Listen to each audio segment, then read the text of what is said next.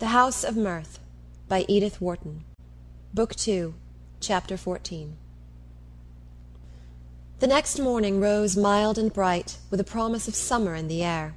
The sunlight slanted joyously down Lilly Street, mellowed the blistered house front, gilded the paintless railings of the doorstep, and struck prismatic glories from the panes of her darkened window.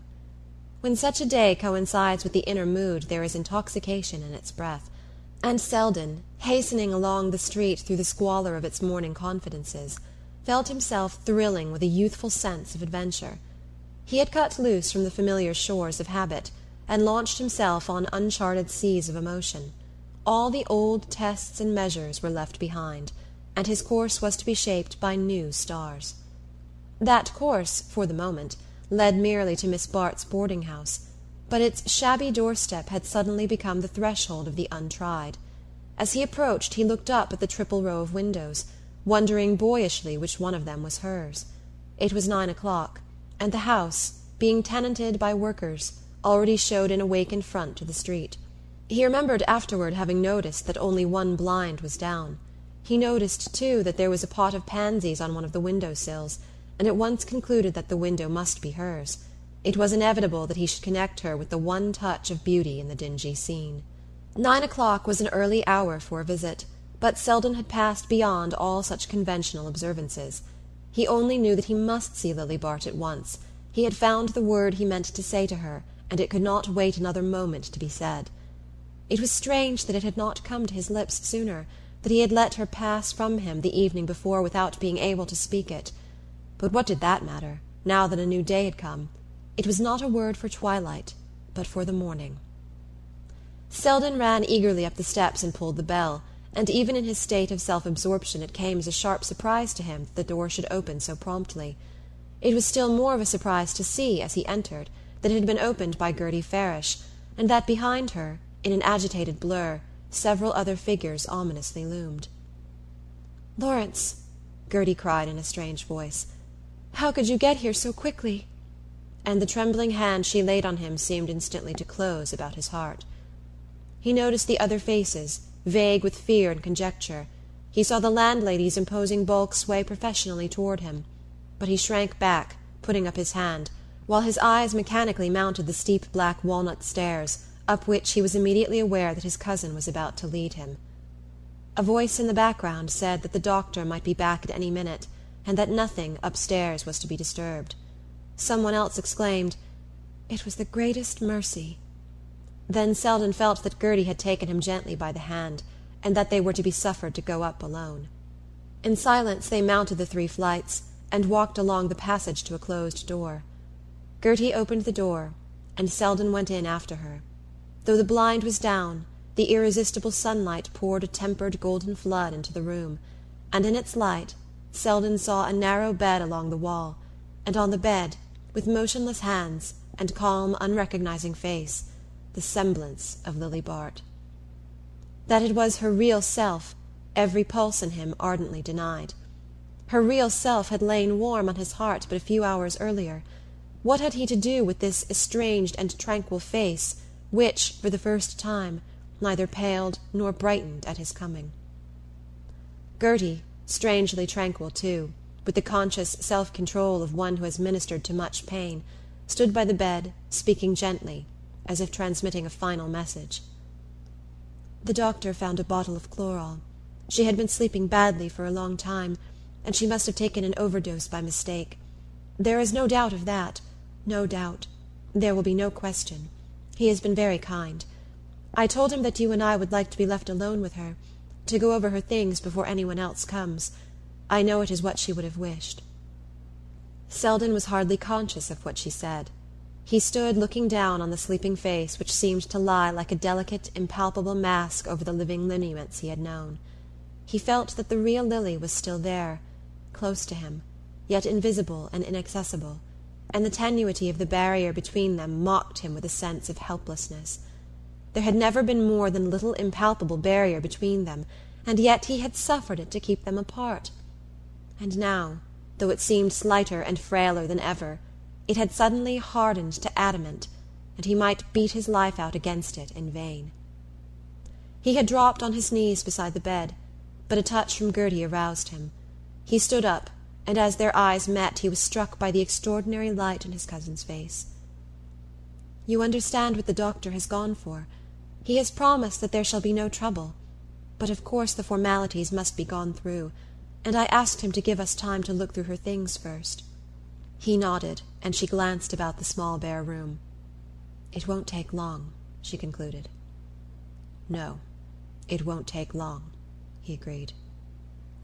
She held his hand in hers a moment longer, and then, with a last look at the bed, moved silently toward the door. On the threshold she paused to add, "You will find me downstairs if you want me." Selden roused himself to detain her. "But why are you going? She would have wished—" Gertie shook her head with a smile. "No, this is what she would have wished." And as she spoke, a light broke through Selden's stony misery, and he saw deep into the hidden things of love. The door closed on Gertie, and he stood alone with the motionless sleeper on the bed. His impulse was to return to her side, to fall on his knees, and rest his throbbing head against the peaceful cheek on the pillow. They had never been at peace together, they two, and now he felt himself drawn downward into the strange, mysterious depths of her tranquillity. But he remembered Gertie's warning words. He knew that, though time had ceased in this room, its feet were hastening relentlessly toward the door. Gertie had given him this supreme half-hour, and he must use it as she willed. He turned and looked about him, sternly compelling himself to regain his consciousness of outward things. There was very little furniture in the room. The shabby chest of drawers was spread with a lace cover, and set out with a few gold-topped boxes and bottles, a rose-coloured pincushion, a glass tray strewn with tortoise-shell hairpins. He shrank from the poignant intimacy of these trifles, and from the blank surface of the toilet mirror above them. These were the only traces of luxury, of that clinging to the minute observance of personal seemliness, which showed what her other renunciations must have cost. There was no other token of her personality about the room, unless it showed itself in the scrupulous neatness of the scant articles of furniture, a washing-stand, 2 chairs, a small writing-desk, and the little table near the bed. On this table stood the empty bottle and glass, and from these also he averted his eyes. The desk was closed, but on its slanting lid lay 2 letters which he took up. One bore the address of a bank, and as it was stamped and sealed, Selden, after a moment's hesitation, laid it aside. On the other letter he read Gus Trenner's name, and the flap of the envelope was still ungummed. Temptation leapt on him like the stab of a knife. He staggered under it, steadying himself against the desk. Why had she been writing to Trenner? Writing, presumably, just after their parting on the previous evening. The thought unhallowed the memory of that last hour, made a mock of the word he had come to speak, and defiled even the reconciling silence upon which it fell. He felt himself flung back on all the ugly uncertainties from which he thought he had cast loose forever. After all, what did he know of her life? Only as much as she had chosen to show him, and measured by the world's estimate. How little that was! By what right, the letter in his hand seemed to ask, by what right was it he who now passed into her confidence through the gate which death had left unbarred? His heart cried out that it was by right of their last hour together, the hour when she herself had placed the key in his hand. Yes, but what if the letter to Trenner had been written afterward? He put it from him with sudden loathing, and setting his lips, addressed himself resolutely to what remained of his task. After all, that task would be easier to perform, now that his personal stake in it was annulled. He raised the lid of the desk, and saw within it a cheque-book and a few packets of bills and letters, arranged with the orderly precision which characterized all her personal habits. He looked for the letters first, because it was the most difficult part of the work. They proved to be few and unimportant, but among them he found, with a strange commotion of the heart, the note he had written her the day after the bride's entertainment. "When may I come to you?" His words overwhelmed him with a realization of the cowardice which had driven him from her at the very moment of attainment. Yes, he had always feared his fate, and he was too honest to disown his cowardice now, for had not all his old doubts started to life again at the mere sight of Trenner's name? He laid the note in his card-case, folding it away carefully, as something made precious by the fact that she had held it so. Then, growing once more aware of the lapse of time, he continued his examination of the papers.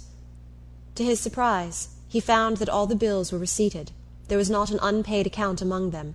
He opened the cheque-book, and saw that, the very night before, a cheque of $10,000 from Mrs. Peniston's executors had been entered in it. The legacy, then, had been paid sooner than Gertie had led him to expect. But, turning another page or two, he discovered with astonishment that, in spite of this recent accession of funds, the balance had already declined to a few dollars. A rapid glance at the stubs of the last cheques, all of which bore the dates of the previous day, showed that between $400 or $500 of the legacy had been spent in the settlement of bills, while the remaining thousands were comprehended in one cheque, made out, at the same time, to Charles Augustus Trenor. Selden laid the book aside and sank into the chair beside the desk. He leaned his elbows on it and hid his face in his hands. The bitter waters of life surged high about him. Their sterile taste was on his lips. Did the cheque to Trenor explain the mystery or deepen it? At first his mind refused to act. He felt only the taint of such a transaction between a man like Trenor and a girl like Lily Bart. Then gradually his troubled vision cleared. Old hints and rumours came back to him, and out of the very insinuations he had feared to probe, he constructed an explanation of the mystery. It was true, then, that she had taken money from Trenor, but true also, as the contents of the little desk declared, that the obligation had been intolerable to her, and that at the first opportunity she had freed herself from it, though the act left her face to face with bare, unmitigated poverty.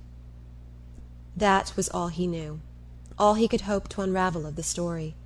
The mute lips on the pillow refused him more than this, unless indeed they had told him the rest in the kiss they had left upon his forehead. Yes, he could now read into that farewell all that his heart craved to find there. He could even draw from it courage not to accuse himself for having failed to reach the height of his opportunity. He saw that all the conditions of life had conspired to keep them apart, since his very detachment from the external influences which swayed her had increased his spiritual fastidiousness, and made it more difficult for him to live and love uncritically. But at least he had loved her, had been willing to stake his future on his faith in her, and if the moment had been fated to pass from them before they could seize it, he saw now that, for both, it had been saved whole out of the ruin of their lives. It was this moment of love, this fleeting victory over themselves, which had kept them from atrophy and extinction, which, in her, had reached out to him in every struggle against the influence of her surroundings, and in him had kept alive the faith that now drew him penitent and reconciled to her side. He knelt by the bed and bent over her, draining their last moment to its lees, and in the silence there passed between them the word which made all clear. End of The House of Mirth by Edith Wharton.